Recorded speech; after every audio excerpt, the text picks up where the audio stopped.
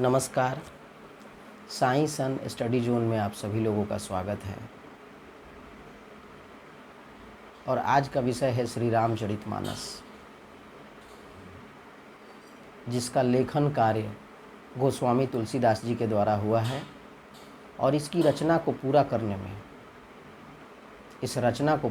में, बाबा तुलसीदास जी को 2 वर्ष 7 महीने 26 दिन का समय लगा। और इस महाकाव्य की भाषा अवधी है।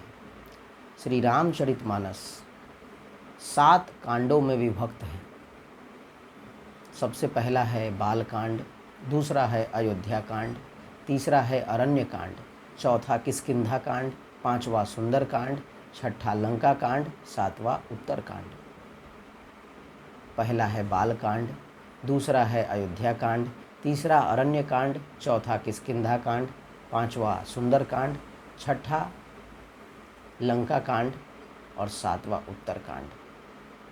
तो इस तरह से 7 कांडों में विभक्त है, 7 कांडों में विभक्त है श्री रामचरितमानस। और भारतवर्ष में इसका पठन पाठन बड़े ही आदर के साथ, बहुत ही प्रेम के साथ, बहुत ही आनंद के साथ लोग करते हैं। और ये धार्मिक पुस्तक, ये स्क्रिप्चर जो है, इसकी ख्याति सिर्फ भारतवर्ष तक ही सीमित नहीं है। इसकी पहचान अंतर्राष्ट्रीय है, इंटरनेशनली रिकॉग्निशन है इसके पास। यहाँ तक कि नॉन हिंदू भी इसको बड़े चाव से पढ़ते हैं, इससे कुछ सीखने की कोशिश करते हैं। इसमें त्रेता युग में जन्मे भगवान विष्णु के अवतार श्री राम के चरित्रों का वर्णन किया गया है। मर्यादा पुरुषोत्तम श्री राम, राजा दशरथ और रानी कौशल्या के पुत्र श्री राम, 4 भाइयों में सबसे बड़े श्री राम। जब भी समाज में एक अच्छे समाज की चर्चा होती है, मानव जीवन में जब एक अच्छा समाज का बात किया जाता है, एक बेहतर समाज की बात की जाती है, एक व्यवहारिक, एक कुशल, एक ऐसा समाज जिसमें लोग एक दूसरे से प्रेम करते हैं, जिसमें नफ़रत के लिए कोई जगह नहीं होती है और हर व्यक्ति एक दूसरे की मदद के लिए तत्पर रहता है। और राजा अपना जीवन प्रजा की सुख संपत्ति, आराम, सुविधा के लिए कोई कसर नहीं छोड़ता है। तो राम ने भी अपने जीवन में बहुत लंबा संघर्ष किया है, बहुत कठिनाइयों को झेला है, बहुत कष्टों को सहा है, इसलिए कि सिर्फ लोगों का भला हो सके। बाली रामचरितमानस का एक किरदार है, जो किष्किंधा का राजा, तारा का पति, सुग्रीव का बड़ा भाई और अंगद के पिता हैं। और कठोर साधना के बलबूते ब्रह्मा जी से इनको ऐसा वरदान प्राप्त है, जिससे जो भी इनके सामने इनसे युद्ध करने आएगा, उसकी आधी शक्ति बाली में स्वतः आ जाएगी।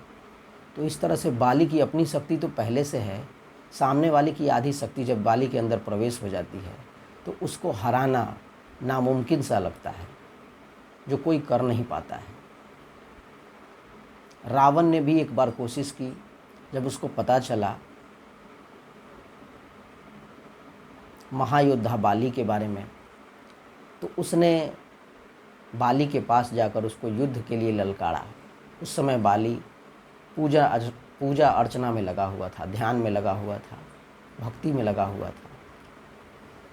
बार बार ललकारने पर बाली ने रावण को अपने बाजू में दबाकर समुद्रों का भ्रमण किया, काफ़ी घुमाया। रावण ने छूटने की बहुत कोशिश की, लेकिन रावण छूट ना सका। अंत में जब उसका पूजा जो है पूरा हो गया बाली का, तो बाली ने रावण को छोड़ दिया। रावण ने बाली से माफ़ी मांगी और उससे मित्रता कर ली। तो ये है बाली की कहानी। अब हम लोग किष्किंधा कांड पर आते हैं, जिसमें राम और बाली के युद्ध का वर्णन किया गया है। और मरता हुआ बाली, अपने शरीर को त्याग करता हुआ बाली भगवान श्री राम से प्रश्न कर रहा है। क्या कर रहा है, थोड़ा सा हम लोग देखते हैं इसको। धर्म हेतु अब तरहूँ गोसाई, धर्म हेतु अब तरहूँ गोसाई, मारेहु मोही व्याध की नाई। एक बार फिर से देखते हैं।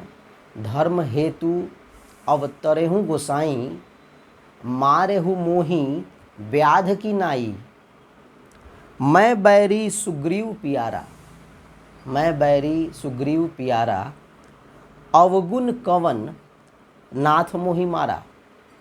अवगुण कवन नाथ मोहि मारा, ये प्रश्न है मरते हुए बाली की, जो भगवान श्री राम जी के तीरों से मारा जा चुका है, घायल हो चुका है, मरने ही वाला है।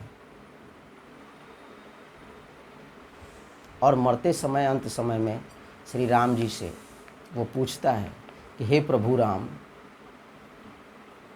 धर्म की स्थापना के लिए, धर्म की रक्षा के लिए आपने इस धरती पर अवतार लिया है, फिर मुझे एक शिकारी के जैसे, एक व्याध के जैसे छुप कर क्यों मारा। मैं आपका बैरी हो गया और सुग्रीव आपका प्यारा हो गया। किस अवगुण के चलते, किस गलती के चलते आपने मुझे इस तरह छुप कर मारा। मैं तो आपके मारने से धन्य हो गया, लेकिन आपने मुझे इस तरीके से क्यों मारा। तो श्री राम जी का क्या आंसर होता है, इसको देखते हैं। अनुज बधू भगिनी सुतनारी, अनुज बधू भगिनी सुतनारी, सुनु सठ कन्या सम एचारी। सुनु सठ कन्या सम एचारी, इन हही कुदृष्टि, इन हही कुदृष्टि, बिलोकई जोई। इन हही कुदृष्टि बिलोकई जोई, ताही बधे कछु पाप न होई। ताही बधे कछु पाप न होई। इसमें श्री राम कहते हैं कि रे सठ दुष्ट,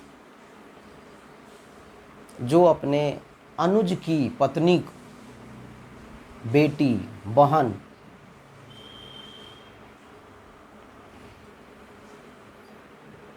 पुत्र की पत्नी पर कुदृष्टि डालता है, बुरी नज़र डालता है, उसको किसी भी तरीके से मारने में कोई दोष नहीं लगता है। धर्म की रक्षा के लिए किया गया गलत काम भी सही होता है। तो इस तरीके से ये जो खूबसूरत प्रसंग था,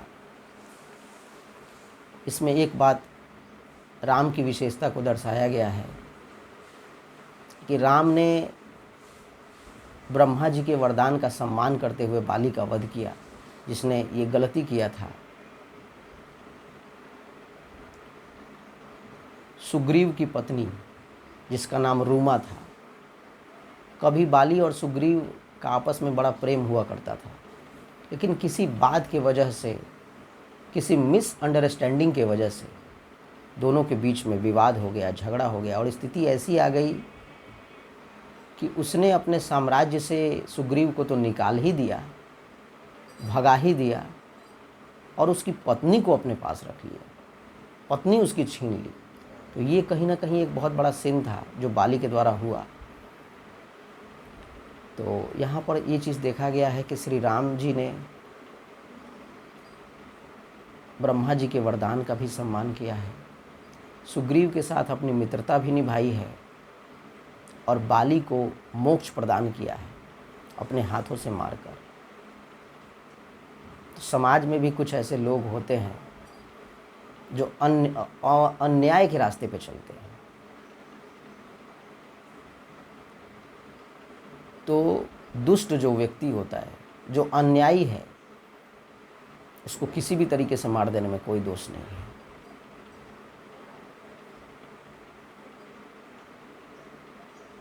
तो श्री राम की सीख है। एक बार हम लोग फिर से इस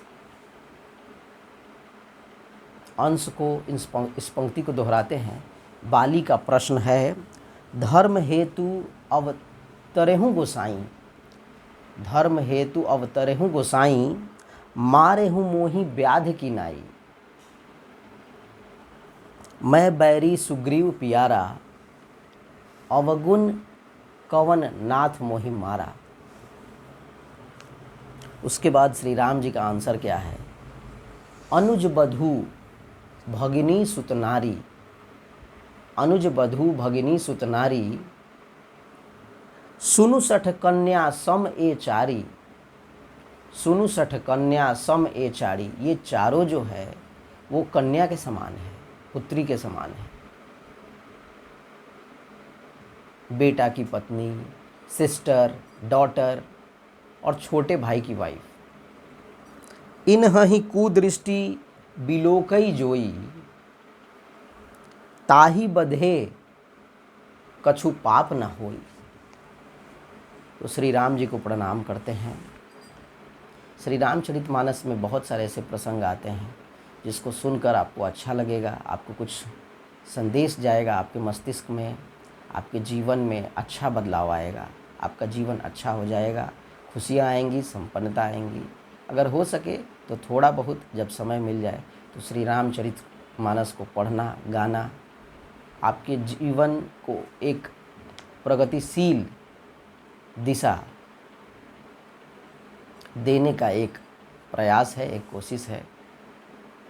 तो मैं ये आशा करूँगा कि जो भी लोग हैं भारतवर्ष में या भारतवर्ष के बाहर, इस स्क्रिप्चर को कभी कभार ज़रूर पढ़ें, ज़रूर सुनें, क्योंकि ये एक पोएट्री भी है, स्टोरी भी है, सॉन्ग भी है, ड्रामा भी है।